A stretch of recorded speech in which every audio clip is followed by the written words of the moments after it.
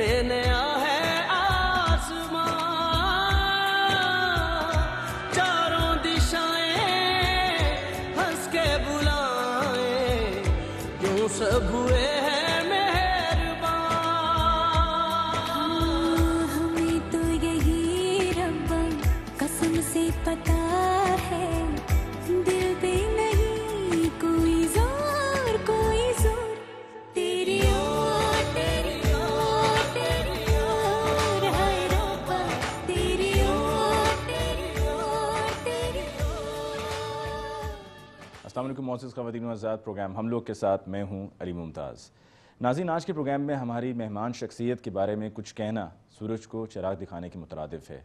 अल्लाह ताला ने उन्हें इज़्ज़त, दौलत और शोहरत से नवाजा, और ना सिर्फ ये कि एक बहुत बड़े आर्टिस्ट हैं, बल्कि जितने बड़े आर्टिस्ट हैं उतने ही बड़े इंसान भी हैं, आवाज़ के जादूगर हैं, और उनके मद्दा, उनके चाहने वाले सिर्फ पाकिस्तान में नहीं बल्कि पूरी दुनिया में मौजूद हैं, और पूरी दुनिया में अपने मुल्क का, पाकिस्तान का नाम रोशन किया। He is a living legend, फ़ख्र पाकिस्तान, राहत फ़तेह अली खान। खान साहब, आपका बहुत बहुत शुक्रिया कि आपने आज के प्रोग्राम के लिए वक्त निकाला। बहुत शुक्रिया जी, थैंक यू सो और मच। सबसे पहले तो आपको बहुत बहुत मुबारकबाद, क्योंकि आपने जो नहीं होता हमें दिखाई दे रहा था वो आपने कर दिखाया अपने एल्बम की सूरत में, बैक टू लव। और वो बैक टू लव के साथ साथ वो back to the music industry भी है, उसका रिवाइवल भी है, और एक लोगों के लिए एक एग्ज़ाम्पल भी सेट कर दिया है कि आज के दौर में जहाँ पर लोग एल्बम्स लॉन्च नहीं कर रहे, वहाँ पर एल्बम लॉन्च किया जा सकता है और कामयाब तरीके से लॉन्च हो सकता है। तो 7 साल के बाद जहाँ पर आपको इतना काम मिल रहा है पूरी दुनिया से, वहाँ पर अचानक एल्बम लॉन्च करने का फ़ैसला कैसे किया? एक्चुअली जो एल्बम का म्यूज़िक होता है, मैं समझता हूँ ये हर आर्टिस्ट का एक अपना, एक उसके अंदर म्यूज़िक चल रहा होता है, जिसको वो कभी डिस्क्राइब करना चाह रहा होता है कि मैं, मतलब देखिए, जैसे हवा है वो आज़ाद है, इसी तरह से म्यूज़िक है वो भी आज़ाद होता है, प्यार है वो भी आज़ाद है। जितनी भी अच्छी, जो दुनिया में अच्छी चीज़ें आप मानी जाती हैं, मैं समझता हूँ मेरे ख्याल के मुताबिक वो आज़ाद है। बेशक। तो ऐसे ही हर आर्टिस्ट के अंदर उसका एक अपना पसंदीदा म्यूज़िक, अपनी पसंद जो चल रही होती है वो। एक्चुअली हमारा जो फैमिली है वो मैं शुरू से ही अपनी एल्बम लॉन्च करता आया हूँ, और मेरी जो फर्स्ट डेब्यू एल्बम है वो 1993 में लॉन्च हुई, जो कि उस्ताद नुसरत अली खान साहब की प्रोडक्शन में, म्यूज़िक प्रोडक्शन में उनकी आई। एंड देन उसके बाद I start my own music through the albums. मतलब हमारे फैमिली को एक्चुअली एल्बम बनाने वाला म्यूज़िक बखूबी जानते हैं ये लोग, क्योंकि उस्ताद नुसरत अली खान साहब का कोई गाना आप लगा लीजिए वो सुपर हिट है। बेशक। इसका मतलब ये है कि उस्ताद नुसरत अली खान साहब का और हमारी फैमिली का जो पब्लिकली लिंक है वो बहुत करीब है, बहुत करीब तर होके हम लोग सोचते हैं। लेकिन खान साहब, आपका लिंक जो है वो दौर नुसरत फ़तेह अली खान साहब का ऐसा दौर था कि जब इतनी ज़्यादा आगाही नहीं थी, या लोग म्यूज़िक जिस तरह इंटरनेट पर सुनते हैं, या जितना ज़्यादा लोगों को म्यूज़िक रूह की ग़िज़ा भी है, तो लोगों को उस दौर में टेंशन्स नहीं, पर आज के दौर में ज़्यादा डिप्रेशंस हैं, टेंशन्स हैं, लोगों को सुकून चाहिए, रिलैक्स करने के लिए कुछ सुनना चाह रहे होते हैं। उस दौर में भी था, लेकिन वो एक माहौल और था, मुख्तलिफ था। अब का जो माहौल है वो बिल्कुल मुख्तलिफ है, कि जहाँ पर लोग एक एक गाना भी सुनकर अपना गुजारा कर लेते हैं। देखिए, हमें तो अपना जो म्यूज़िक था वो करना था, जो हमने पूरी कोशिश की अपनी, और ऑडियंस के करीब तर होके, क्योंकि मुझे 7 साल हो गए थे अपने एल्बम लॉन्च किए हुए, तो मुझे बहुत सारी चीज़ों का पता भी लगा कि आजकल की जो लाइकनेस है या डिसलाइकनेस है वो किस तरह से है। तो इस तरह से भी वो जैसे जैसे दौर चेंज होता गया, म्यूज़िक चेंज होता गया, फिर हमने सोचा कि अब टाइम है एक एल्बम देने का, पाकिस्तान में म्यूज़िक इंडस्ट्री की रिवाइवल का, और पाकिस्तान की जितनी भी कंपनीज़ हैं उनको एक चीज़, एक तोहफ़ा देने का, एक प्रेजेंट देने का, कि यार ये देखो, ये हम लोग आप ही के मुल्क से हैं, और आप ही की जो प्रोडक्ट है ये पाकिस्तान की प्रोडक्ट है, और इंटरनेशनली हम इसको लॉन्च कर रहे हैं। पाकिस्तान से इंडिया आप गए, आप फिल्म पहली जो थी वो पाप थी, जिसमें आपका सॉन्ग मन की लगन, तो तब जब आपने वो सॉन्ग किया उस वक्त आपको लगा कि अब ये एक ऐसा सफ़र शुरू होने जा रहा है कि जिसमें ये ना ख़त्म होने वाला सफ़र है? अच्छा, मुझे बिल्कुल यकीन नहीं था कि लागी तुमसे मन की लगन जैसी स्लो, और हाँ ये था कि जितने भी लोगों ने तब उसको सुना था, पहली जैसे आप ये अभी सुन रहे हैं ना, ज़रूरी था। तब मन की लगन जब था 98 की बात है, ये हमने जब इसका मेकिंग की है म्यूज़िक की, तो इसको जब भी स्टूडियो में सुनते थे, जितने लोग भी वहाँ पे मौजूद होते थे, वो ये ज़रूर कहते थे कि यार लगन निकलेगा, लगन जैसा कोई सॉन्ग नहीं है। तो तब मुझे इतनी समझ नहीं थी, बट मेरे पापा मेरे साथ थे, उन्होंने उसमें हारमोनियम भी प्ले किया और म्यूज़िक पूरा उन्होंने उसका कंपाइल किया। तो तब ये था कि भाई ये लगे तुमसे मन की लगन होगा, बट मुझे इस पर बिलीव ज़्यादा नहीं था। मैंने कहा कि यार एकदम से वो एक स्लो सॉन्ग आएगा, धूम धड़के वाला वो म्यूज़िक चल रहा था उन दिनों में, 2002 और 3 की बात कर रहा हूँ। तो आपको पता ही होगा कि लागी तुमसे मन की लगन गाना आया है, उसके बाद मेकिंग सारी चेंज हो गई। खान साहब, आज के शो में मैंने कुछ सॉन्ग्स जो पहले से मैंने सोचा था कि मैं आपसे ज़रूर कहूँगा कि ये तमाम अपने जाने वाले जो आपकी पूरी दुनिया में हैं उनके लिए ज़रूर आप परफॉर्म करें। एक उनमें मन की लगन और एक ऐसा सॉन्ग है कि जिसको जब भी मैंने भी सुना है तो सुनने के बाद आँख भी भर आती है, रोंगटे भी खड़े हो जाते हैं। पता नहीं उसके वीडियो ऐसा है या वो कॉम्प्लीमेंट करता है एक दूसरे को, उसके बारे में मैं आपको बताऊँगा। लेकिन पहले अगर ये मन की लगन जिस सॉन्ग ने पूरी दुनिया में धूम मचा दी। जरूर जी। ओ लगी तुमसे मन की लगन, लगन लगी तुमसे मन की लगन, लगन लगी तुमसे मन की लगन, लगन लगी तुमसे मन की लगन। गली गली घूमे दिल तुझे ढूंढे, गली गली घूमे दिल तुझे ढूंढे, तेरे बिन तरसे नैन, लगन लगी तुमसे मन की लगन, लगन लगी तुमसे मन की लगन। आ जाओ मेरी जान, मेरे दिल का जान, मांगे तेरी खबर, ढूंढे तेरा निशान। लगी तुमसे मन की लगन, लगन लगी तुमसे मन की लगन, लगन लगी तुमसे मन की लगन, लगन लगी तुमसे मन की लगन। आप इतनी मेहनत करते हैं, मुसलसल काम होता रहता है आपका, नॉन स्टॉप रातों को जागना और काम करना, म्यूज़िक पर मेहनत करना, तवज्जो देना, तो मंजिल क्या है? एक्चुअली अली भाई, हम लोग कल बात कर रहे थे खान साहब को याद करके, उनका म्यूज़िक हम लोग सुन रहे थे और अमूमन सुनते रहते हैं उनका म्यूज़िक, तो काफ़ी चीज़ें समझ आई उनका म्यूज़िक सुनते सुनते। तो फिर मैंने बहुत ही ज़्यादा शिद्दत से दुख का इजहार किया अपने दोस्तों से जो मेरे साथ बैठे हुए थे। मैंने कहा यार अब समझ आई है, अब कमी महसूस हो रही है। तब शायद समझ नहीं होगी तो हम चलते गए, अब समझ आना शुरू हो गई है, तो अब आके कमी महसूस हो रही है कि how he was a big big artist. Oh my God, उन जैसा नाम मुकद्दर ही किसी का हुआ है और ना ही आर्ट ही किसी के पास आया है। और वो खुदादाद सलाहियत के मालिक थे, दरवेश लोग भी थे और वलियों की औलाद थे। मैं मानता हूँ कि उस्ताद नुसरत अली खान साहब जैसा आर्टिस्ट और इतना शफीक उस्ताद पैदा नहीं हो सकता। पहली मोहब्बत कब हुई? पहली मोहब्बत मुझे मेरी शादी से कुछ अरसा पहले हुई थी। घर पे कभी कोई चपकलेश, कोई झगड़ा होता है तो किस बात पर होता है? यार जैसे ही आप लोगों के घर में होता है वैसे ही हमारे घर में होता है। नहीं, हमारे घर में तो नहीं होता। तो साढ़े भी नहीं होना बात।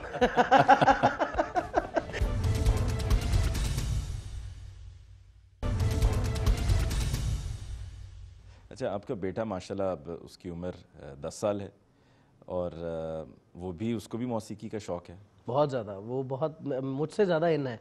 और मैं ये कहना चाहूँगा, है तो बहुत ही अजीब बात, बट वो जो जो जिस एज में ये है ना, मैं इतना समझदार नहीं था जितना वो समझदार है। तो माशाल्लाह बाय द अच्छा, कभी ऐसे हुआ कि आप रिकॉर्डिंग कर रही हो और वो बैठा हो और आपसे कि नहीं ऐसे कर लीजिए, या इसको ऐसे होना चाहिए, कि जो आपको लगे जी, कि उसने एक बार ऐसा भी किया था, बिल्कुल ऐसा भी किया था। मेरी कोई एक आध कंपोजिशन थी, तो उसने कहा कि पापा ये वाली लाइन किसी गाने से मिलती है, इसको चेंज करो।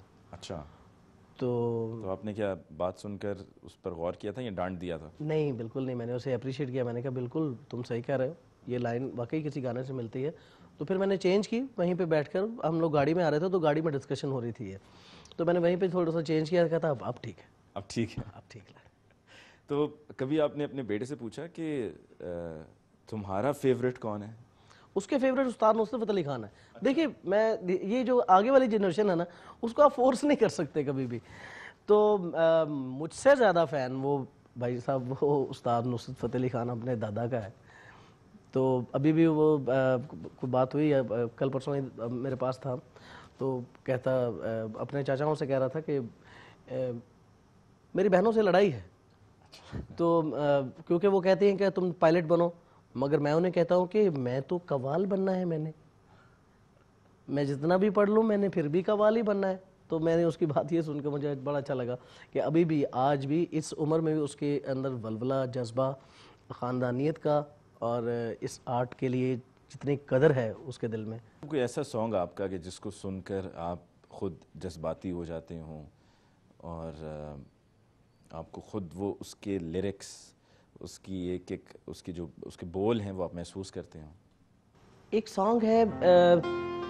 सॉन्ग है जो मैंने 2007 में गाया, फिल्म का नाम था नमस्ते लंदन।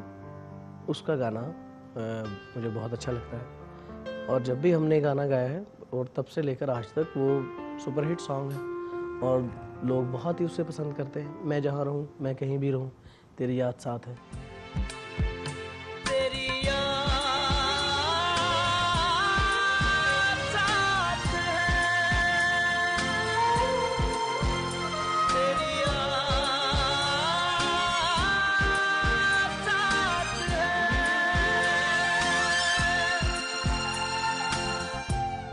जहाँ रहूं मैं कहीं भी हूँ, तेरी याद साथ है। अच्छा, अगर कभी कोई राहत फ़तेह अली ख़ान के अंदर झांक कर देखे कि राहत फ़तेह अली ख़ान क्या है, तो उसको क्या पता चलेगा?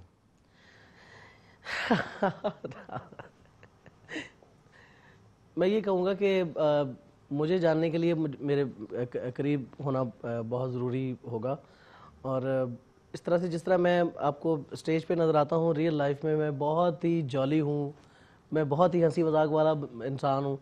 मतलब लतीफ़े सुनाता हूँ, लतीफ़े सुनता हूँ, और हमेशा हम लोग म्यूज़िक में रहते हैं, या हम लोग जोक करते हैं, या हंसते हैं। ये लाइफ है, इसी लाइफ को देख के हमारे बच्चे भी हमें देख के वो इंस्पायर होते हैं। वालिद साहब की तरफ से जो डांट पड़ती थी आपको, वो क्या म्यूजिक की वजह से होती थी? नहीं, एक्चुअली वो नहीं चाहते थे कि मैं क्रिकेट खेलने अकेला चला गया हूँ, क्योंकि मैं उनका बेचारों का अकेला मैं बेटा था तब। तो वो ने बहुत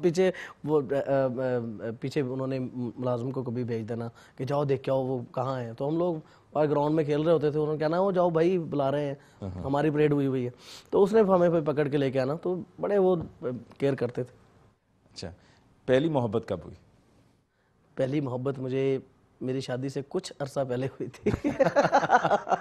अच्छा, और फिर उस मौके पर आप तो सोच में पड़ गए होंगे कि अब क्या किया जाए, अब तो अरे क्या किया जाए, क्या ब्याह किया जाए, वो कर लिया। अच्छा, वो कर लिया, यानी कि शादी से कुछ ही अरसा पहले हुई।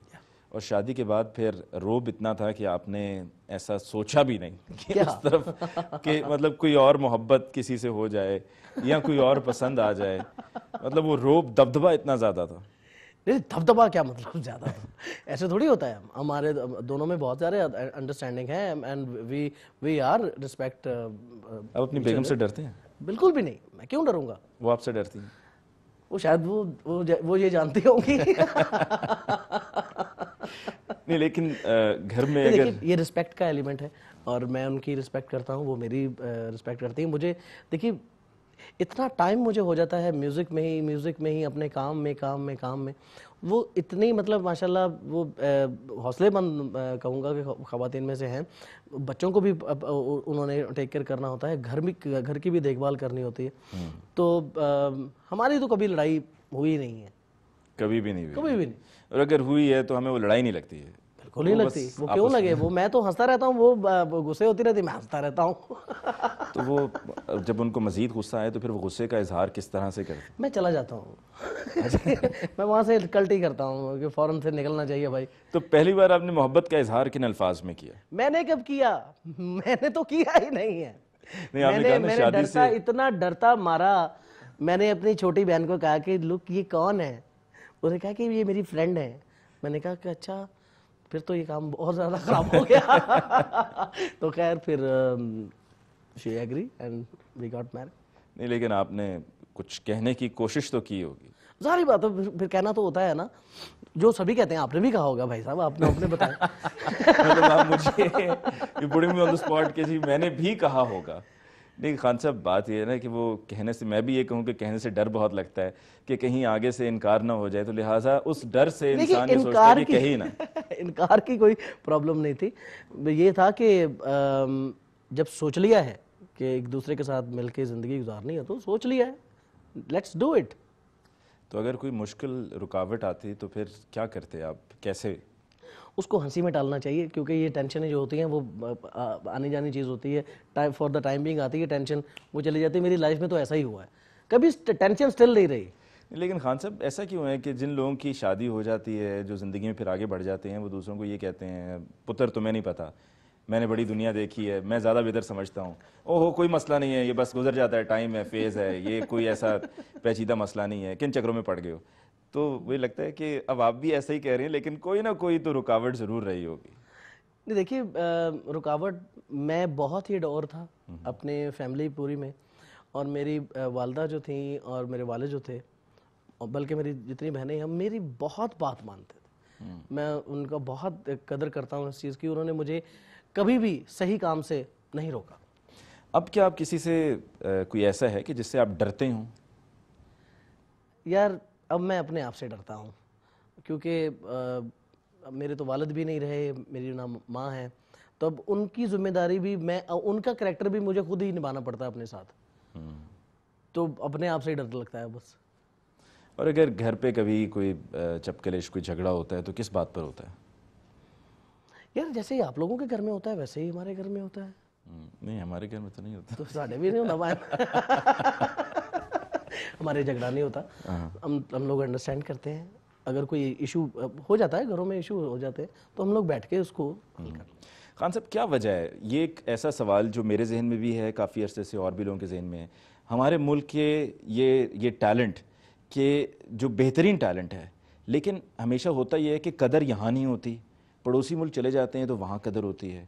आप नुसरत फ़तेह अली ख़ान को तो खैर पाकिस्तान में बहुत ज़्यादा लोगों ने चाहा, लेकिन उनका भी यही एक एलिमेंट कि इंडिया में गए और उनको वहाँ पर बहुत शोहरत मिली। आप इंडिया में गए, आपको बहुत शोहरत मिली।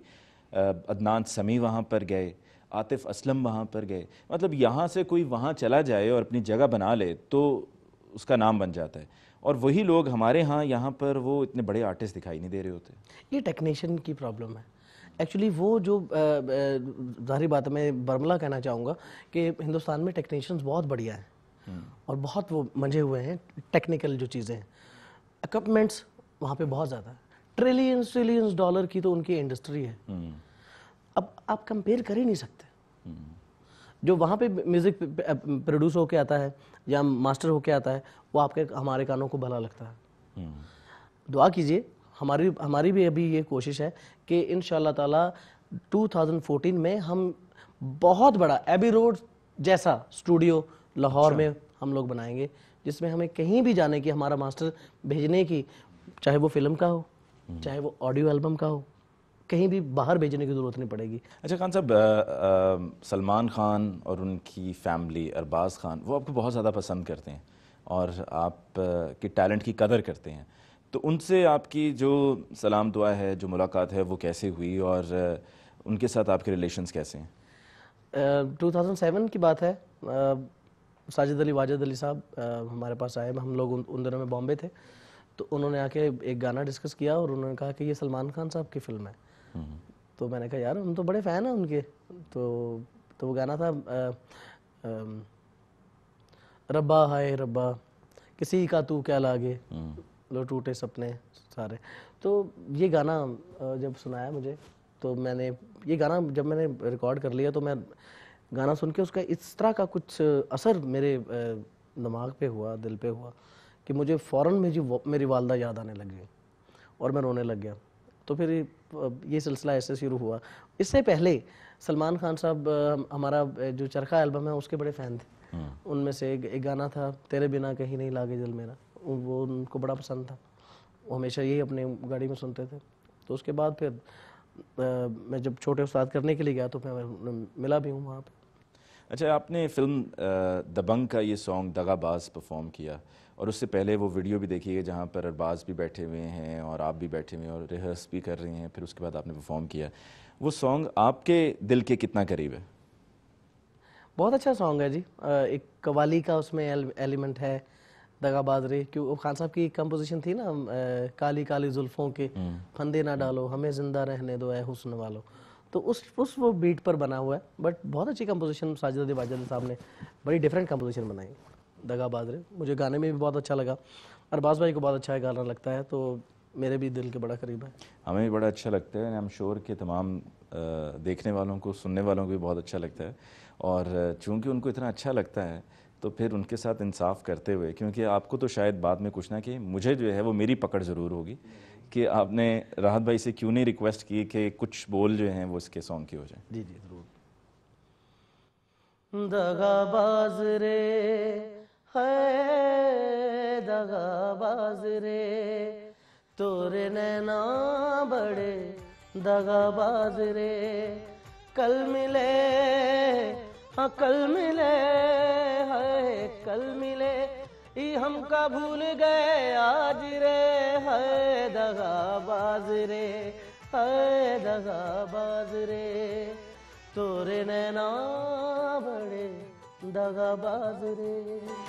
काहे खफा ऐसे चुलबुल से बुलबुल, काहे ना तू माने बतिया है, काहे पड़ा पीछे जाने दे बैरी, मैं जानू क्या तेरी घटिया है। जिंदगी अपनी हम तो कदान दे दे, मुस्कुरा के जो मांगे परान दे दे, कल मिले हो कल मिले है कल मिले ई हम कबूल गए आज रे, है दगाबाज रे है दगाबाज रे। ये आपने कभी किसी को कहा गो कि आप ये तमाम चीज़ों को रूल आउट कर चुके हैं, ऐसा कुछ भी नहीं है, नहीं हो सकता, जो होना था वो हो चुका, मैं कभी ऐसा ना था ना ऐसा कभी हूँगा, मेरे बारे में गलत नहीं, मैं कहता नहीं हूँ, मैं हूँ भी ऐसा, मैं ऐसा ही हूँ।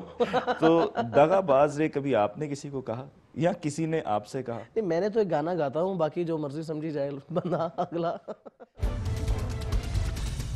कोई ऐसा कॉम्प्लीमेंट मिला होगा जिस पे आपने ब्लश करना शुरू कर दिया? ये भी कर नहीं रहा हूँ। कैटरीना जी, आपका मैं बहुत फ़ैन हूँ और इंशाल्लाह जब भी बॉम्बे आया तो आपसे ज़रूर मुलाकात होगी। तेरी मेरी मेरी तेरी प्रेम कहानी है मुश्किल, दो लफ्ज़ों में ये बयां ना हो पाए।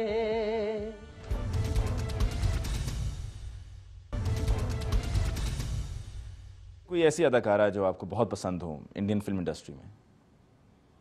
सारी अच्छी हैं भाई, नहीं, कौन नहीं अच्छी? कोई तो एक ऐसी आपकी बहुत फेवरेट हो। कैटरीना कैफ। कैटरीना कैफ, मुलाकात उनसे हुई? नहीं, मेरी मुलाकात उनसे कभी नहीं हुई। तो मुलाकात का इरादा है?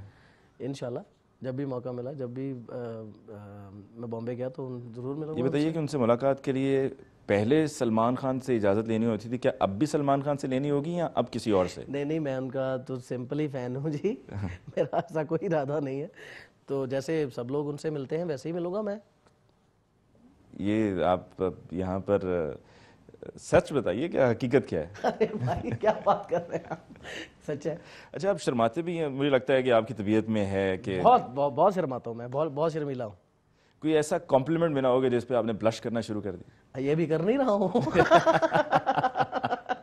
तो इसीलिए तो मैं उस पर बार बार मुड़ कर आ रहा हूँ कि मैं चाह रहा हूँ कि जो दिल की बात है, देखिए अब अगर आप मुझसे कोई भी ऐसी बात पूछेंगे मुझे तो उनकी मैं ये acting- फिक्र नहीं करूंगा कि बाद में पिटाई होगी नहीं होगी, कहीं से डांट पड़ेगी नहीं पड़ेगी, कोई क्या सोचेगा। सोचते तो कोई सोचे, हम तो दिल में झांकने की कोशिश कर रहे हैं राहत फ़तेह अली खान की। नहीं माशाल्लाह, राहत फ़तेह अली खान बिल्कुल क्लियर है दिल से। और कैटरीना जी आपका मैं बहुत फ़ैन हूँ, और इंशाल्लाह जब भी बॉम्बे आया तो आपसे ज़रूर मुलाकात होगी।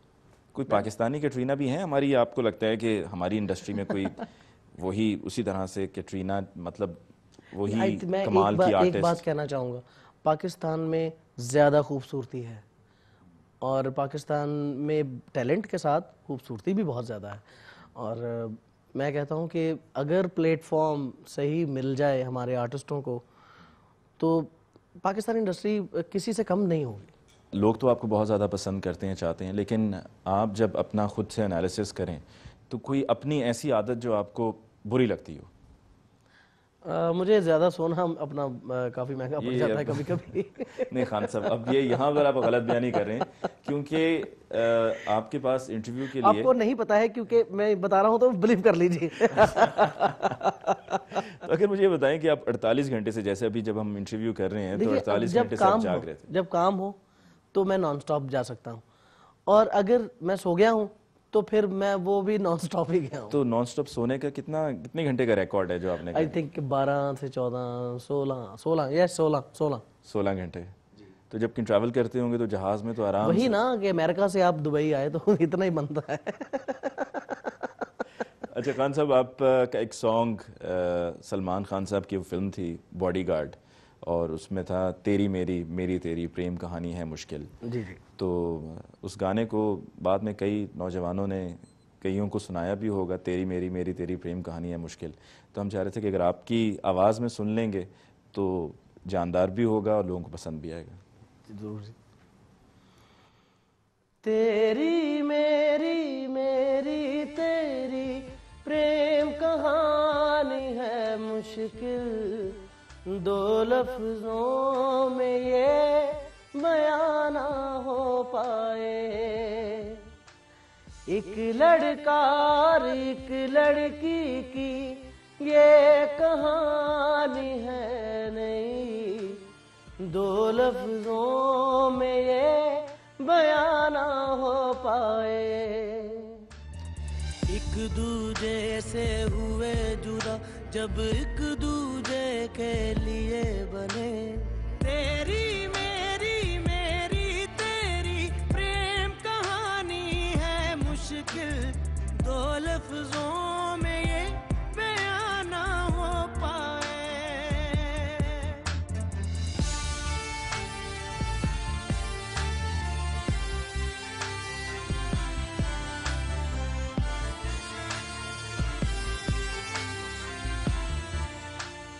खान साहब, फिर मुझे एक सवाल पूछना पड़ेगा। मैं बार बार उस तरफ इसलिए आना चाह रहा हूँ क्योंकि ये वो बातें हर शख्स में, ये दिल में दफन ये कहानियाँ होती हैं जो बाहर मुश्किल से ही आती हैं।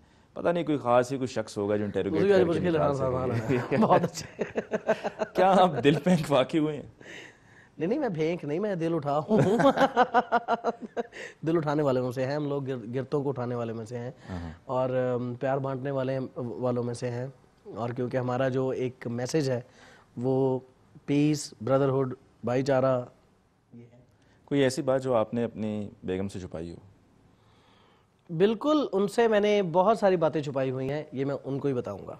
नहीं, उनमें से कोई एक आध बात, कोई टीजर, ताकि जब तक आप घर पहुंचे तो तब तक उनको वो बेसब्री रहे कि ऐसा क्या है कि जो बहुत सी बातों में से एक हल्का सा मुझे इशारतन बताया और बाकी बात नहीं बताई।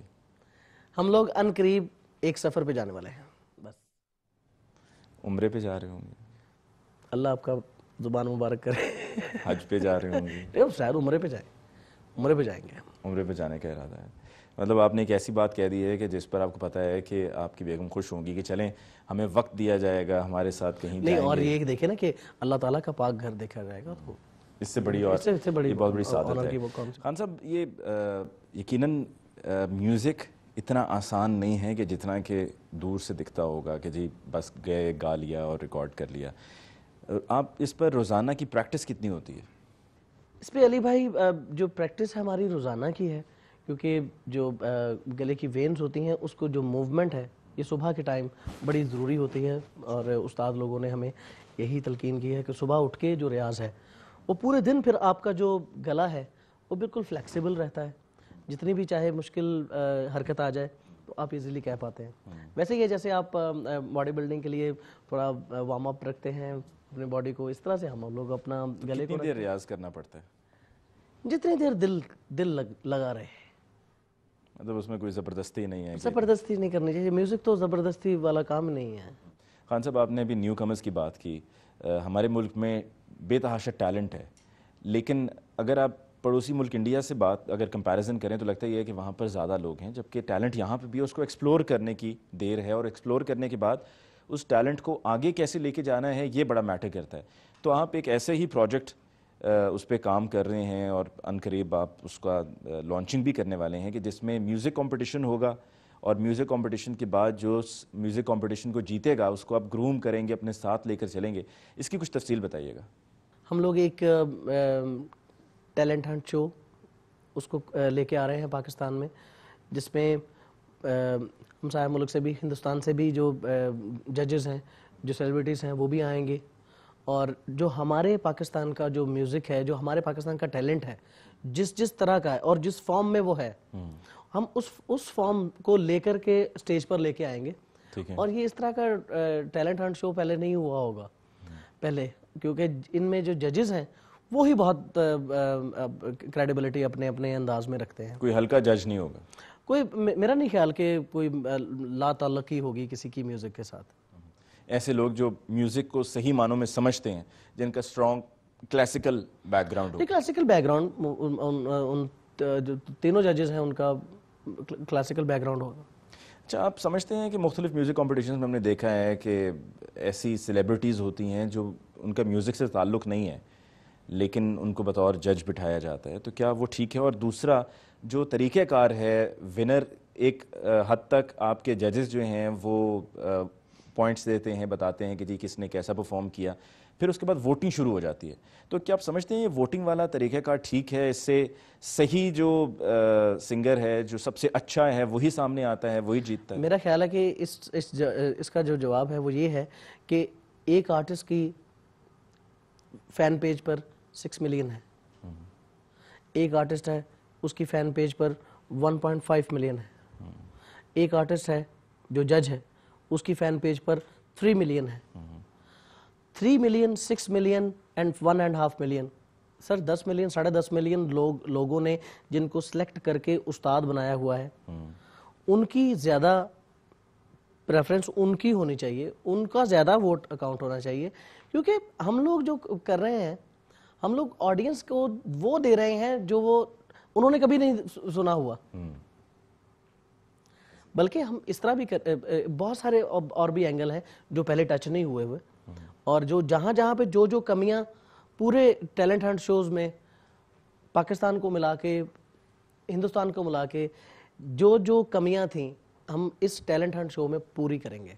अच्छा खान साहब, इस एल्बम के लॉन्च से पहले, जो दुबई में लॉन्च हुआ, उससे पहले आईफा अवार्ड्स में आपने परफॉर्म भी किया और आपकी परफॉर्मेंस वहाँ पर लाइव थी। अमूमन तो इस तरह के जो बड़े इवेंट्स होते हैं वहाँ पर तो आर्टिस्ट का लाइव परफॉर्म करना शायद ही कभी होता हो, तो आपकी परफॉर्मेंसेस क्या ज़्यादा इसी तरह से होती हैं, लाइव होती हैं? आप यकीन कीजिएगा कि वहाँ के जो अमेरिकन अखबार है, वहाँ का एक जरीदा था, उसने लिखा कि पूरे आईफा में हम सिर्फ एक चीज़ लेके जा रहे हैं, जैसे माइकल जैक्सन की परफॉर्मेंस होती है ऑस्कर में, जैसे मैडोना की किसी ग्रैमी अवार्ड में परफॉर्मेंस होती है, उसी तरह से आईफा में राहत फ़तेह अली खान की परफॉर्मेंस थी।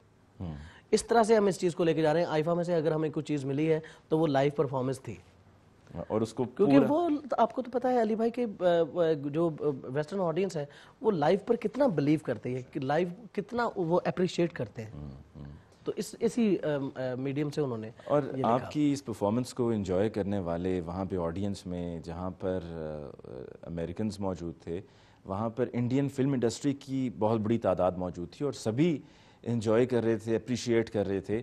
हत्ता कि वो ऋतिक रोशन ने अपनी परफॉर्मेंस मुकम्मल की और करने के बाद आकर उनकी कोशिश ये थी कि मैं पहली सफ़ में किसी तरीके से फिट इन हो जाऊँ और ख़ान साहब की मैं परफॉर्मेंस बैठ कर वहाँ पर लाइव ज़रूर देख सकूँ, महसूस हो सकूँ। तो इस तरह के तो एक्सपीरियंसेस आपके साथ काफ़ी हुए होंगे।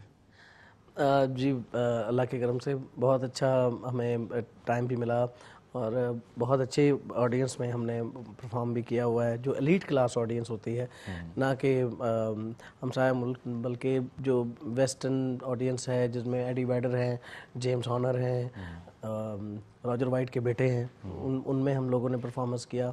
और फिर उससे पहले जो जिनका मैं बहुत बड़ा फ़ैन हूँ, अमिताभ बच्चन साहब, उनकी बेटे की शादी पर मैंने परफॉर्म किया। ये मेरे लिए बहुत एक अच्छी और बात थी कि जिनका मैं बहुत डाई हार्ड फ़ैन हूँ, मुझे उनके सामने परफॉर्म करना था। एंड कैन यू बिलीव कि वो लोग नीचे फ़र्श पर बैठे हुए थे और हमारा स्टेज बना हुआ था।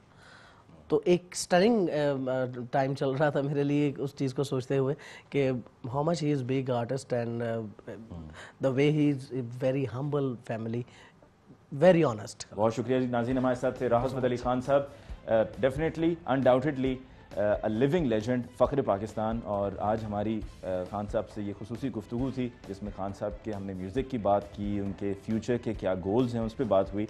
मुझे अली मुमताज़ को प्रोग्राम हम लोग से दीजिए इजाज़त। जाते हैं। हमारा ईमेल एड्रेस हमलोग@sama.tv, हमारा फेसबुक पेज भी है, ज़रूर विज़िट कीजिए और हमें अपनी आरा से आगाह करते रहिए। इंशाल्लाह आपकी खिदमत में जल्द फिर हाज़िर होंगे। तब तक के लिए अल्लाह ने के बान।